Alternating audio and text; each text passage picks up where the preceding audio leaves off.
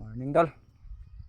Updates ta sa mangga dol kay wa man ni dayon ang itong mga buwak nga dol. Mga taltag man. Na wala na ginoy bunga ginon sa kabuok. Kanta kay itong buwak tong last na kong kuan dire dol, ngipo. Wa ganin dayon ginon. Nah, ay ko kitag bunga ginon bisag ko sa kabuok lang.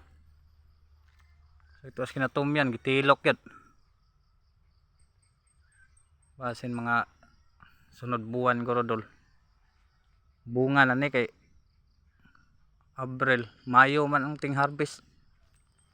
Om na ting harvest Mayo ng Pista Bugo. Kain kani siya bunga. So naanam ta yung mga kagmay bunga dol, nga taltag man noon. Na ginon, wala bisag buwak man lang, ay mga buwak man lang ay. Pay pagsugod. So mga sunod buwan ani dol mamunga na ni. I-harvest man Mayo. Agi tilok ng gid nag-ipo ang bunga dol, nagdalag kuhit oh. Wala gid siya habilin. Wala na gid bisag sa babaw, wala na gid. Kung nakitang bunga bisag sa lang kabok. Kani among mangga dol, grabe gini makapamunga. Sa musugod nagpamunga. Di na ni makita apit yung mga dahon kay napuno na bunga.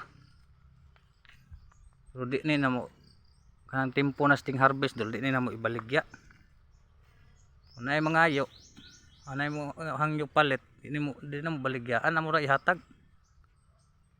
Murang inon nga pero kamo lay saka kay para makakuan sa mo ba nga akan sa mo gamay amitas. Di na mo ibaligya, amo ra panghatag. Pero way libre saka. I don't know. Sunod buwan na po tani anong dol basin naghanap po ni bunga Mayo ting harvest naman as mangga Pista Bugo na mga katong mga dagmay bunga dolo mga taltag na panganguhan na lang habilin mga taltag sa wapong dayon sunod aning pamuwak dayon ani balik-balikon lang gapon tani dire kay duol ra man kay ni. Ana nam day oh gagmay. Daghang salamat dol. I-update lang po niya tamo dol igting bunga na dol. Kit-on tamo unsa kadaghang bunga. Dol. Daghang salamat niyong tanan dol. Suportahin ta ninyo gamay ang akong mga video dol. Salamat. Bye-bye.